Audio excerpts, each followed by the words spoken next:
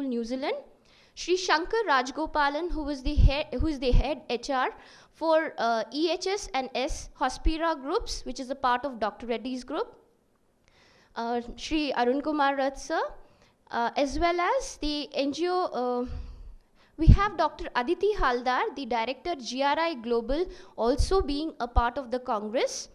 And we'll be happy to have Prabhuji Raj Hamsa, operational manager of Akshay Patra Hyderabad Kitchen. So in these 2 days, we look forward for thought-provoking and insightful deliberations on the thrust areas of CSR. Thank you. Thank you, Dr. Shulagna Sarkar. I now take this opportunity to introduce Shri S.K. Acharya, Director HR, Neyveli Lignite Corporation. Shri Acharya is presently on the board of Neyveli Lignite Corporation Limited and holds the leadership position for the entire gamut of HR functions of the company with a net worth of around rupees 14,000 crores, engaging around 30,000 people in various parts of the country. He carries with him over 32 years of rich and varied experience of working in HR in companies like BHEL, NTPC, SAIL, and now in NLC. Before his present assignment, Shri Acharya was head corporate HR of NTPC SAIL Power JV with headquarters at Delhi, and under his leadership, the company bagged the Global HR Excellence Award in the year 2010-11 in the category of Organization with Innovative HR Practices by World HRD Congress.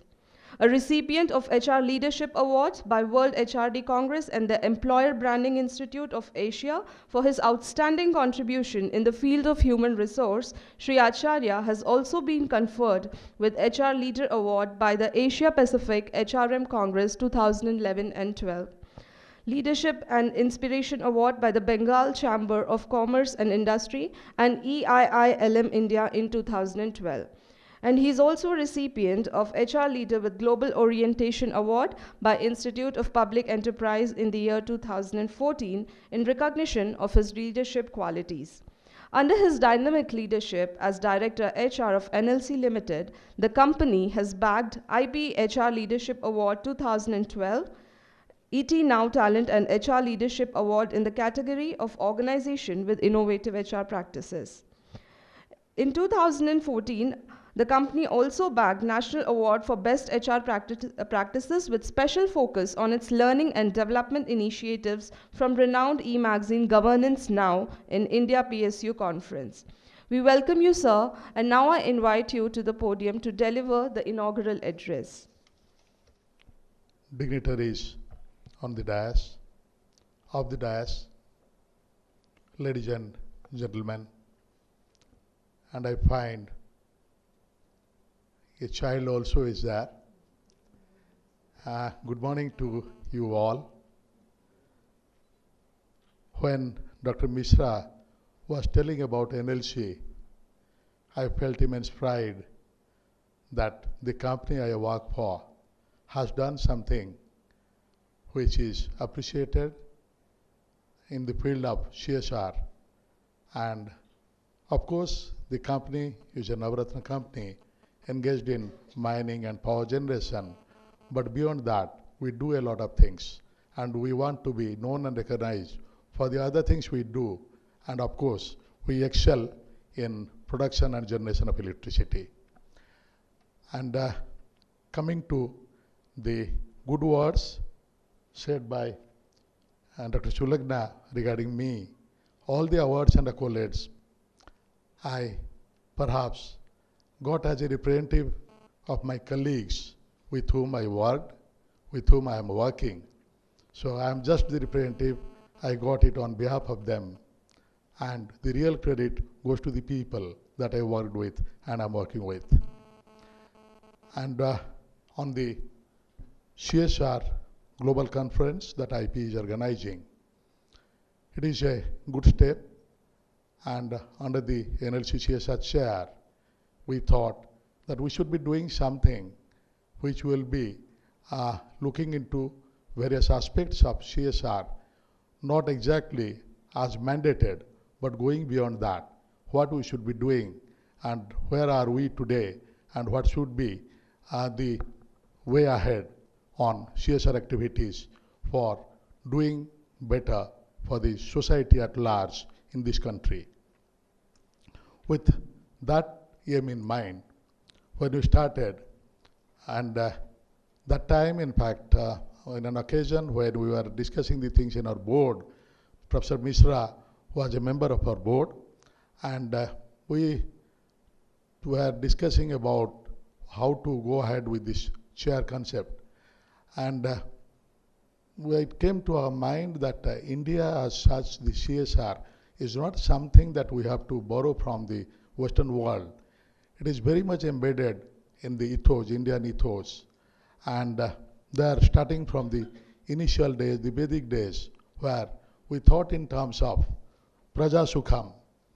And when we thought of Sarvalok Hitaya, that perhaps was the basic thing when the kings themselves thought that they live and rule only for the people, and their greatness comes from the well-being of the people.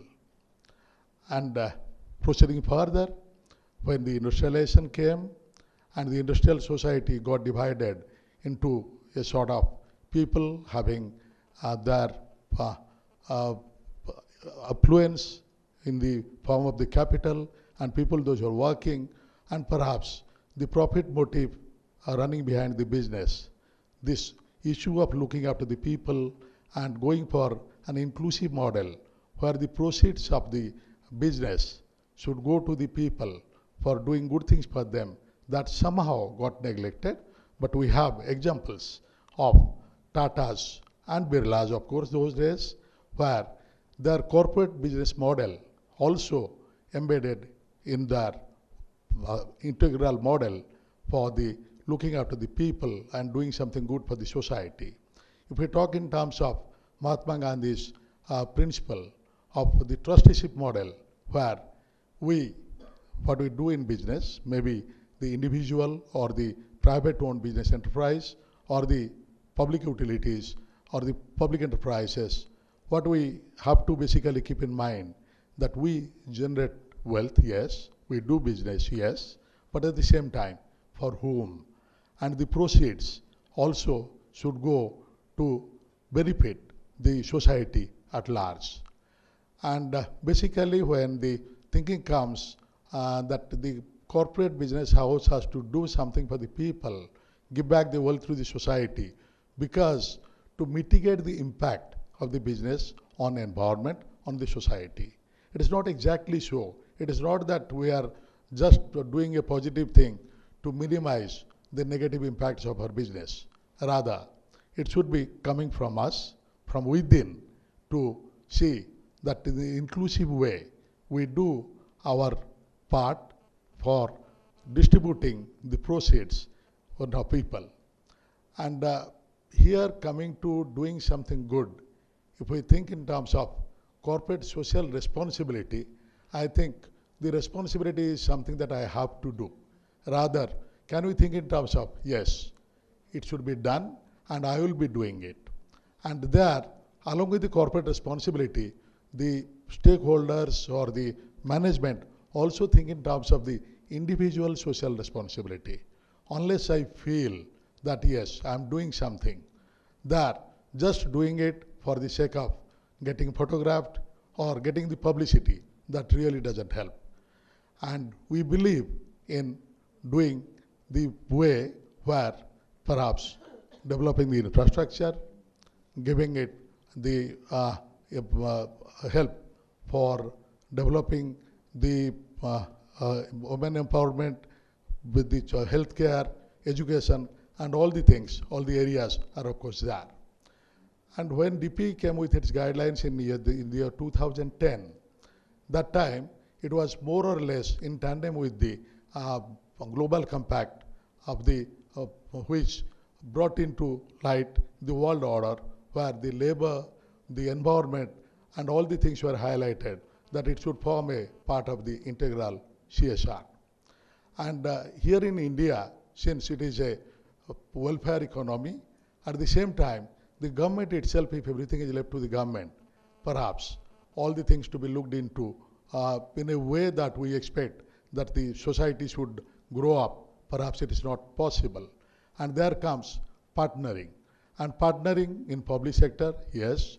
And DP came out with a model that all profit-making PSUs should also do their bit for CSR in the field of infrastructure development, in the field of helping the people in the surrounding areas, in the peripheral villages, for education, for healthcare, and for eradicating poverty and nutrition, providing nutrition to the underprivileged society, providing education. All those things were there. And now that in the Companies Act now, 2013, it is a mandatory thing that over the last 3 years, whatever profit, net profit you earn, the average 2% of that is to be spent on CSR. But again, CSR is not just a philanthropy or a charity. Perhaps in the initial phase, people thought in terms of giving donations, giving a sort of a charity or the contribution one time. But let us think, by doing this, are we really doing CSR? Maybe providing something one time, okay, helping the people at the time of distress, yes. But our aim should be to make it sustainable, make it in a way that people are developed, people are given enough of skill, the vocational training, where they themselves will be lead their life better. So let us not think only in terms of giving aid or a sort of a charitable this thing. Let's create something which will sustain in itself.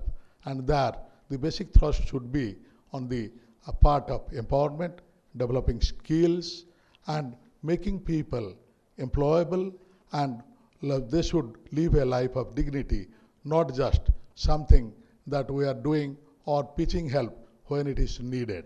Rather, it has to be a continuous one. And with that aim in mind, and making the CSR concept as such an inclusive concept, and the thrust areas, the focus areas should be to provide the sustainability, keeping in mind the triple P, that profit should come at the last, but it is the people and the planet that should be given the priority.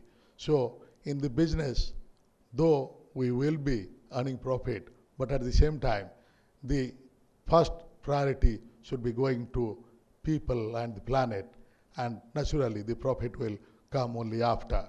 With that aim in mind, let me just join you in wishing a successful deliberation over 2 days for this conference, and let us think together how to do the innovation in the field of CSR, where it just develops as a wave, as a sort of effort putting together, bringing together the minds to find out new ways of doing CSR coupled with the sustainability. Thank you. God be with you. Thank you, Sri Acharya Garu, for sharing your valuable insights on the importance of implementing CSR within the operational processes of the company, rather than mitigating the after effects of the impact that the business creates on the environment. Surely this Congress is going to lead to development of several CSR frameworks that will have future applications.